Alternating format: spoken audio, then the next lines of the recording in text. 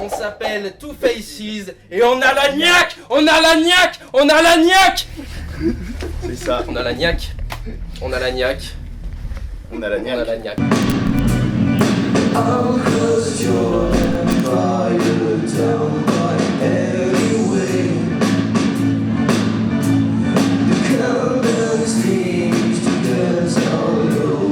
Two Faces, c'est un groupe de deux frères un peu issus d'une autre mère qui parlons de notre lutte un peu contre l'angoisse, contre nos peurs, etc.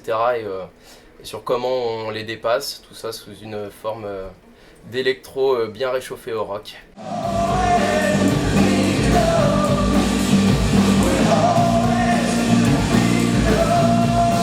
On a plein d'inspirations différentes, on vient de plus d'un milieu rock british, etc. Et après la forme sous laquelle nous on se retrouve, c'est vraiment cet électro habité. Je sais pas trop ce que ça veut dire, mais du coup ça peut aller sous plein de formes. C'est vrai que sur le premier EP on était plus dans quelque chose de trip-hop. Et du coup forcément sur scène tu retravailles les morceaux. Nous ce qu'on veut c'est vraiment aller choper les gens et se battre un petit peu avec eux.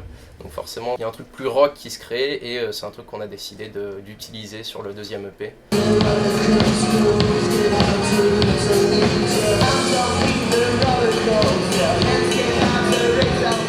Le projet est né de ça, de ce mal-être qu'on avait en commun et je pense que beaucoup de personnes ont en commun et c'est peut-être un peu propre aux artistes aussi. Two Faces nous aide vraiment à faire ça. C'est un peu une thérapie pour nous.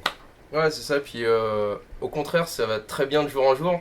Dans la vie on est plutôt on est jovial, hein, on adore la vie, on fait plein de belles choses et justement on a aussi cette part d'ombre qui est effectivement un peu la maladie de notre génération. Nous on s'inspire de ça et effectivement c'est quelque chose qu'on pousse parce que c'est des émotions fortes et de se battre contre ça, effectivement ça fait naître plein de choses. On sait jamais, si on arrive à même créer cette musique-là, ça peut donner des clés à des gens qui ont du mal à trouver leur solution. Ce serait superbe.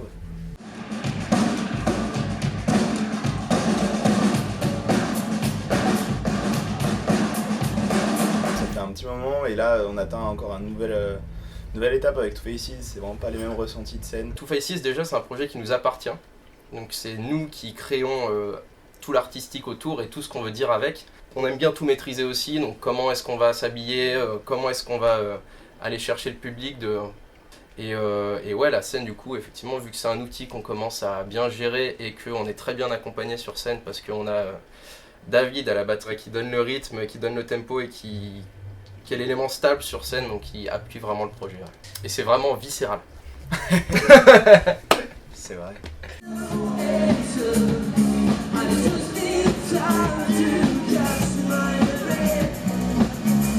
Là, elle est en train d'être lâchée la bête depuis quelques mois. Elle est en train de s'amuser comme une folle dehors, de donner toute son énergie possible. Et on fait quoi après? On se dira, soit on domptera la bête, soit on sera dévoré par ce monstre qu'on est en train de créer.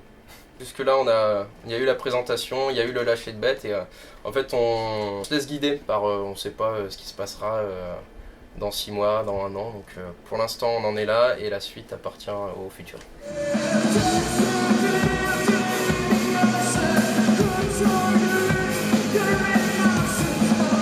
Il y a des gens pour qui c'est compliqué. On a eu la chance d'avoir un chemin assez facile à comprendre parce qu'on était mauvais dans tout le reste. Donc c'est-à-dire qu'à partir du moment où tu es à l'école et que tu n'arrives pas à faire tout ce qu'on te demande et qu'on te met dans la musique et tu dois faire la même chose, c'est-à-dire t'organiser administrativement, aller chercher des partenaires, etc. et que d'un coup tu y arrives, il n'y a même pas de question à se poser. Vous savez, quand tu es bon dans un truc et qu'en plus tu kiffes le faire, c'est aligné, t'y vas. Hein.